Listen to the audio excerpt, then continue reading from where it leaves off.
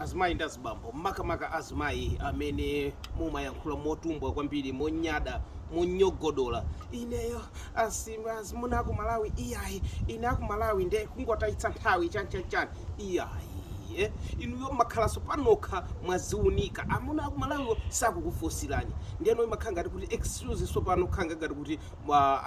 mukapezana ndi akunja zikheka ngati kuti simafuna akumalawiwo ambiri mayinuwo makhala kuti simuli ku Malawi muli kunja azanu amene ali ku Malawi amene alibe mwayi otuluka kunja zimenezo samayankhula iyayi amangofuna banja basi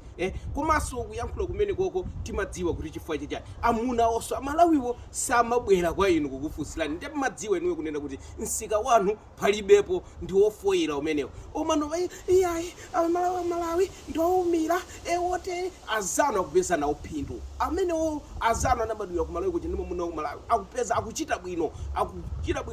watsogolera kupanga izindizi limodzi komando inuyo zochulutsa zokamba